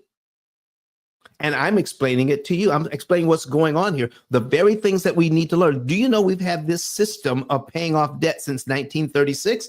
And no one has actually taught any classes on how the thing actually works. They teach you how to create an amortization schedule. That's not the same thing. But teaching you the mechanics of an amortization schedule, totally different class. Not taught anywhere except here. Okay? Not taught anywhere else except here. So let's bring our thing back here. Okay? Let's bring it back. Okay? Cash management. All right, let's make it a little bit larger. Okay? Number 9. This is 9 of 10 variables.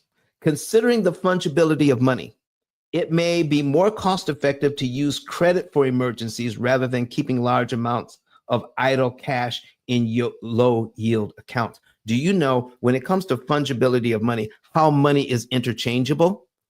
Most people are taught that cash is king, and so they save up tons of cash for emergencies. When you can see how much your cash is costing you to keep it in your accounts, to keep large amounts of cash in your account, when you could use it to eliminate massive amounts of interest. We're being told, don't use credit for emergencies because they charge you credit card interest. And so many people, even Grant Cardone says he doesn't pay credit card interest, which is crazy to me. Okay, meaning he'd rather pay, watch this, let me show you, even on our $200,000 mortgage at 7%, watch this, okay? I've got a $10,000 emergency, $10,000 emergency, okay? at 27%. Ooh, that's 240 months. Okay. How much interest do I pay on $10,000 at 27% interest in 1 month? It is, the interest only payment is $225. So even Grant Cardone, if he puts $10,000 on it, now his interest rate isn't 27%, but what if it was? What if it was? Okay. Because he says, I pay it all off. I never pay interest anyway. So it doesn't matter if it's 27% or 37% or 57%. If you pay that credit card off before the payment is due, you pay no interest.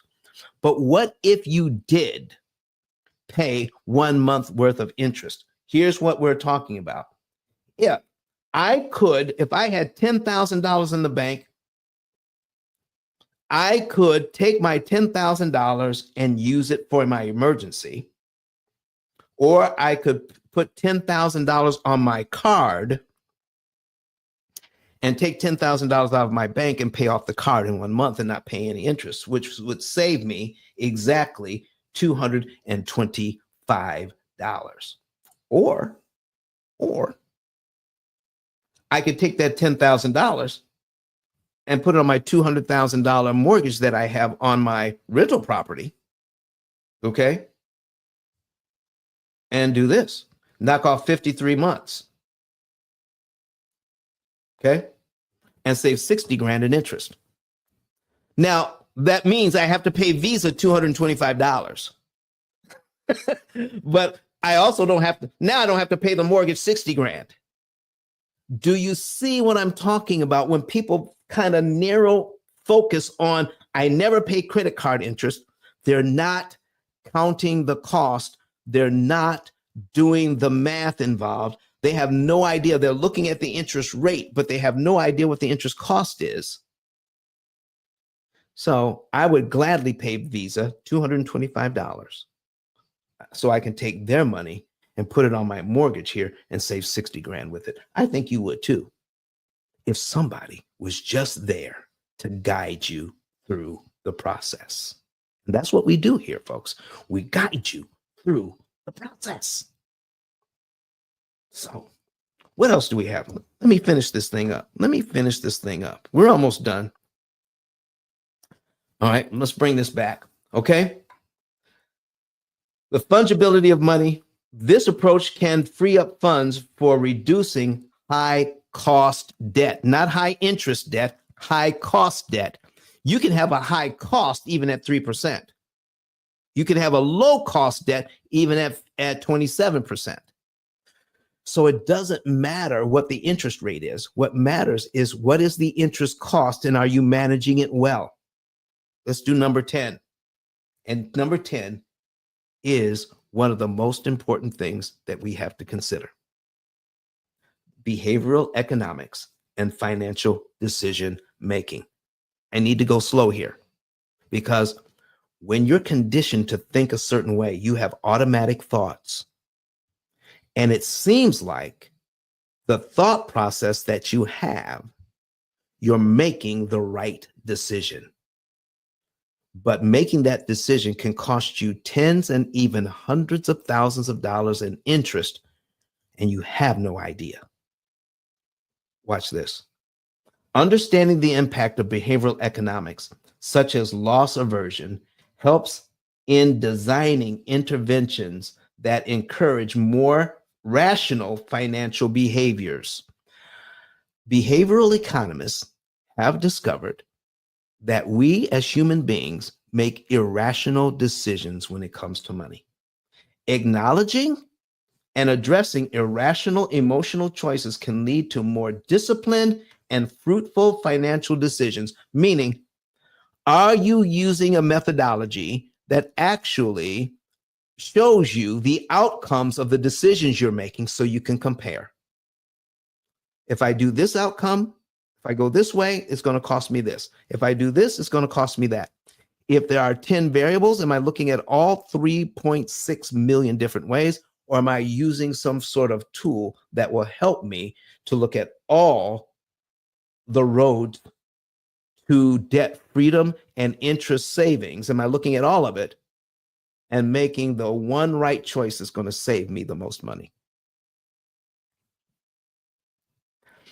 These 10 variables collectively guide the development and execution of a tailored financial strategy using the P.I.L.L method, ensuring that every aspect of an individual's financial profile is considered for optimal debt reduction and wealth accumulation. Use your money to create wealth. Stop giving it to the bank in interest. Effectively managing your debt through optimized prepayments isn't as simple as just paying extra when you have spare cash.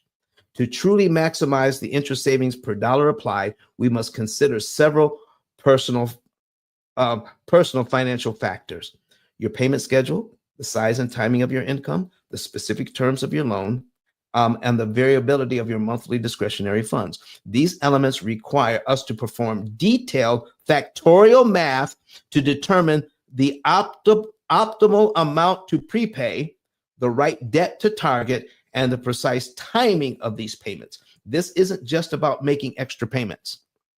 It's about making strategic payments that are timed perfectly to coincide with your financial cycle. Sometimes planning 2 or 3 months in advance to ensure we're capitalizing on the right financial moment. This level of precision helps us avoid the law of diminishing returns, ensuring every dollar you invest in debt repayment works its hardest for you. Don't you want every dollar that you have to work as hard as it possibly can? You're working hard to make the money. Whether you have a W-2 or you have real estate investment properties, or you're doing any type of other business or investment, you want every dollar that you have to work as hard as it possibly can. And the only way to do that is to do a precise opportunity cost calculation and looking at all the variables. The P.I.L.L method's AI opportunity cost calculator is specifically designed to navigate these complexities, providing tailored recommendations that align with your unique financial situation, helping you reduce your debt faster and more efficiently rather than traditional methods. So folks, I'm going to play, let's do a quick commercial here, bringing up E.T., the hip hop preacher, about 51 seconds. And I'll come back. When I come back, I will show you the program that's going to save you tons and tons of interest. Be right back. Listen to me, y'all. But one of his mentees took us through one of their programs, and I paid off my mortgage. But guess what happened? My marriage went to a whole nother level. And you know why? Because my wife is a security freak. And even when I blew up, my wife would be like, oh, you blew up, but how long is you gonna keep making this kind of money? I was like, I don't know, forever. She's like, you sure? Because I'm gonna keep my license as a nurse just in case you don't. So when I paid the house off, my boy was like, you ain't gotta do that, you can do this. But when I paid the house off using that program, it took the stress level all the way down for my wife because we no longer had a mortgage. Does that make sense?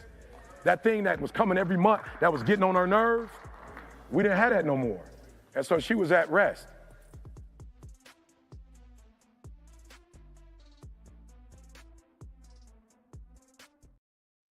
All right, folks, here's my program. This is called the P.I.L.L method opportunity cost calculator, okay? And if you want to know what E.T. found out, all right, and his wife, go to ice10k.com and get a savings and earnings report. It's free. It's complimentary.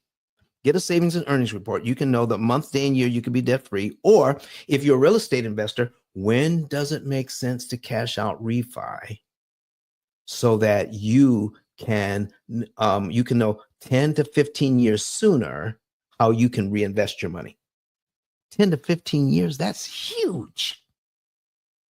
Being able to reinvest your equity and get it much cheaper. Okay, so what I'm going to do here is put in a we're going to reset this thing and put in multiple properties.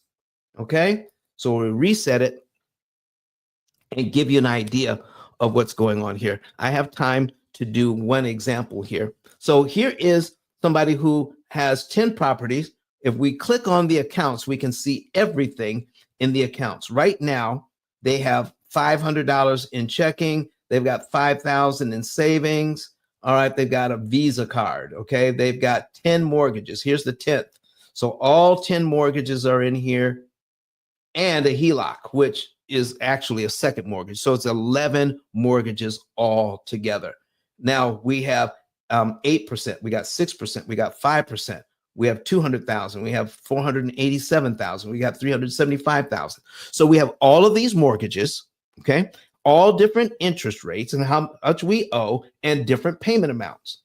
So when he gets his rental income, okay, these folks' rental income comes to $15,000 a month. So they get their $15,000 and they put it in their checking account. All right. And so now they start putting money on the debt. They pay the 6th mortgage, they pay the 8th mortgage, they pay all the minimum payments on their mortgages. Okay. But here is where the program excels. At this point, and we're starting in April here, it says take money from your checking account, put it in your savings account. Exactly $596.45. That's it. Put that in your savings account and wait. Pay all your other bills. Keep paying your bills. Get your income. Get more income. Okay. Pay bills. Pay bills. The next month, get your $15,000. Now we're going to put $9,675 in interest. We're going to put that in savings. And when we do that, we're going to pay off the Visa all at one time. We're going to pay off the HELOC. We're going to pay that off, okay, which is $3,485.74, because the program tells you the month, the day, and the year to make that payment. Pay off the Visa all at once. Pay off the HELOC all at once. And even though you've got more money available, only put $1,936.96 on mortgage number 9. Out of all the mortgages, put it on mortgage number 9. Why is that? Why number 9, Carolyn, instead of mortgage number 1 or mortgage number 3 or mortgage number 5? Why put it on mortgage number 9? Because our program does the math. We take a look at this. It says we're going to save $23,000 in interest by putting $1,936.96 on mortgage number 9. Saves us $23,146. In other words, if we pay our mortgage on time every single month until we pay it down by $1,936.96, we will also give the bank $23,146 in interest. But if we give it to them up front, ahead of time, if we pay when it makes sense for us instead of when it makes sense for the bank, if you choose when to put money on your debt, it makes it impossible for them to charge you $23,146. Don, I don't get that. Why so much interest for so little money? Okay, let me show you. Let's go to the accounts. Let's find mortgage number 9. Okay, 3, 4, 5, 6. Here it is, mortgage number 9. Let's take a look at it. Now, I'm going to make this a little bit bigger so you guys can see what I see, okay, when we put this program together, okay? Every time you make a payment, $213.25 goes to principal and $2,637.92 goes to interest. Why? Because the interest rate is 6.5% on $487,000. This is a multifamily. Okay. $487,000 at 6.5. So only $213. So in other words, for every $200 or so prepaid, now we're putting $1,900 on here. So if we divide the $200 into the $1,900, that tells us how many times that happens. And we can multiply that number by the interest savings, $2,600. So by the time the math is done, it comes up to, let's go back. This is the one we need to attack.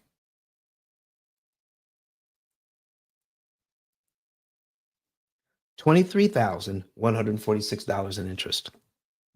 And then once we do that, okay, so now what I'm going to do is go through this, not step by step, because each time we do something, we will execute this to tell the program we received our money. All right. And then it adds it to the program, and then it disappears from the screen. And then when we make a mortgage payment, okay, when we make a mortgage payment, we tell the program that subtracts from the bank accounts in the program, so that the program knows exactly how much money you have at all times. That's why I can predict or tell you exactly how much to pay and when. Okay.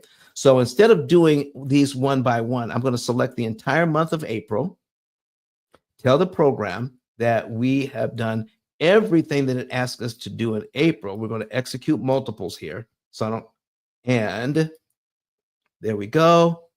And now April has been taken care of. We've got our income in and we've made our payments. Okay. The program is already telling us that we're going to save $1.3 million in interest, $1,372,974 in interest. We never have to pay the bank. So now we're in May. So we're going to click on the first things that we have to do here in May. Just a few of these things here. Take care of just this much. Okay. Down to the payment here onto the ninth mortgage. So we're going to select the entire month. I'm sorry. Okay. Select it. Uh-oh. I did that wrong. All right. Clear selection. I don't want to do, well, yeah, let's do the entire month. Let's do the entire month of May. Okay. Entire month of May. We're going to execute that. Okay. We're telling the program we're getting our income in and we're paying our bills. Okay. You see, there are, when we execute that, we're putting money on the debt and we have a total interest savings of $29,802 by paying off the credit card, paying off the HELOC, and putting money on mortgage number 9. That's $29,000 worth of interest we won't have to pay with that small amount of money. And once we do that, here's what the program does. It starts saving up money again, putting money in savings, putting money in savings, putting money in savings, and we're going to hit mortgage number 9 again in August. See, we save it up until we have enough money, Carolyn, to put money on the mortgage again, but it's sitting in our savings account. It's not taking money away from our families. It's not taking money away from our vacations. It's not taking money away from our ability to go out and have some fun. After everything else is paid, this money goes into a savings account, and we're taking the minimum amount out to put on the debt again. So we're attacking mortgage number 9 because it's so expensive. When we attack mortgage number 9 in August with $12,431.27, we're going to eliminate $123,233 in interest we will not have to pay the bank. So, Carolyn, Liz, Alexis, Femi, Martina, does this make sense that we need a program? Everybody who's watching us online, does it make sense that we need a program that is AI powered, that will do all of these calculations for us and say, this is what you need to do to keep from paying $123,000, taking a small amount of the monies that you have to work with and placing it directly on the debt, on the right one, on the right day of the month, in the right month, to calculate how much interest you could save per dollar. Doesn't it just make sense? So, folks, when it's all said and done, go to ice10k.com. Okay? Go to ice10k.com. Okay? Got somebody online here. Says Princess Wooten says definitely. Okay. She says definitely makes sense. Go to ice10k.com, scroll down. All right. You can see some of our videos there and click on the button that says get your savings and earnings report. Find out for yourself that you don't have to give all this money to the bank. And let me tell you, once you have our program, you have it for life. For life. Let the interest savings, the interest you're no longer paying the bank, pay for your lifetime program. You pay once for life. You get coaching, you get customer service. We're going to show you exactly what to do and when, and we're going to help you with strategies. Oh my goodness. Maybe the next time we'll come back, we can tell some stories about some of the strategies we help to others to employ. But once you get this, fill out page 1, which is easy. Okay. Then it will let you into page 2 where you put your financial information. It only takes a few minutes. And once you do that, somebody from our staff will give you a call, confirm your information, and tell you the month, day, and year you can be debt free and how much interest you could save, and set up an appointment with me. We only charge $150 for an hour consultation.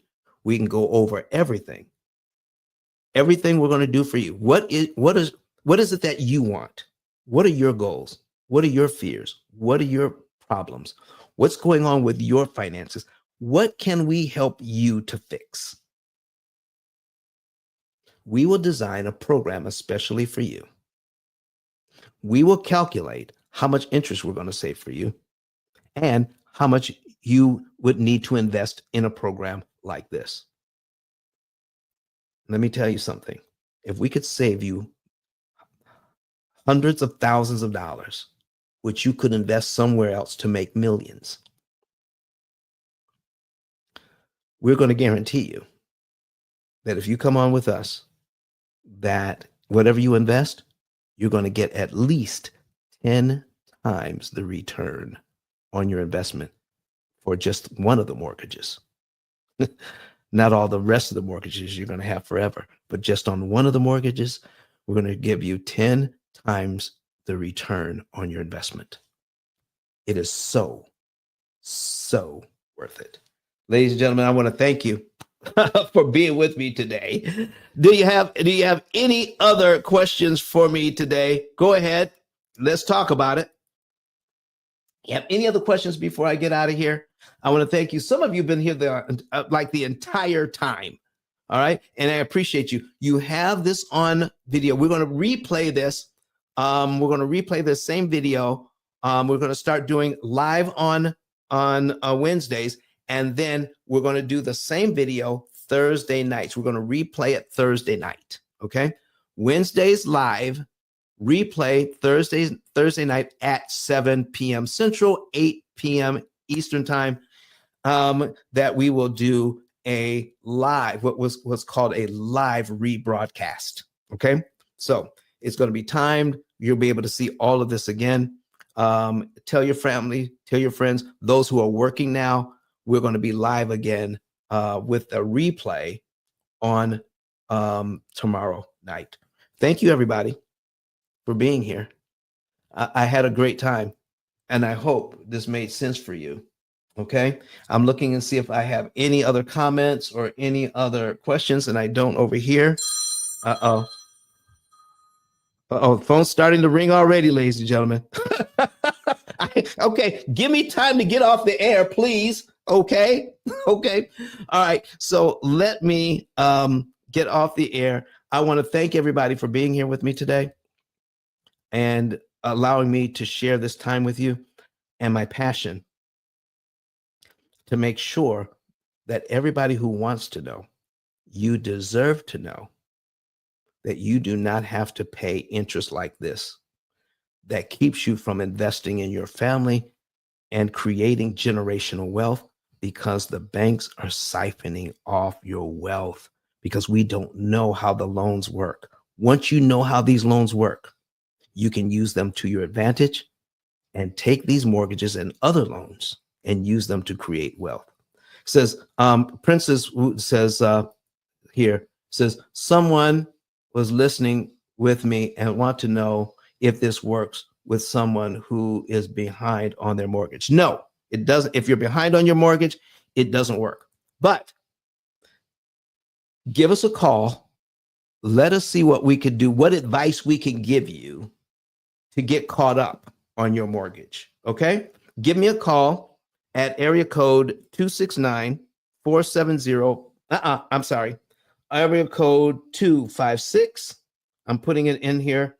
886-1867. Okay. I'm putting that in the chat here. There we go. That is our office number, 256-886-1867. Ask for me. All right. And if you do that within the next hour or so, we won't make you make an appointment and pay a fee. I'll answer a couple of questions for you. So let me go ahead and put this over here in Clubhouse as well. All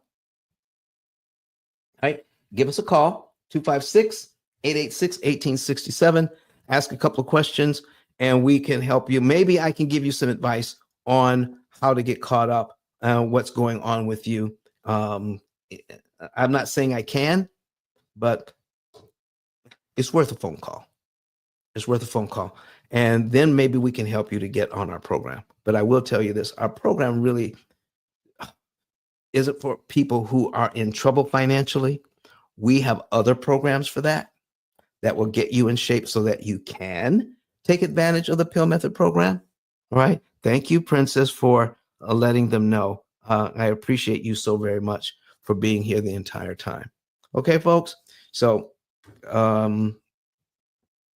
we're getting ready to get out of here until next week, where we're going to bring a brand new subject. And if you want to email me with other subjects, please do, things that you want to talk about. But I want to thank you for being here with us.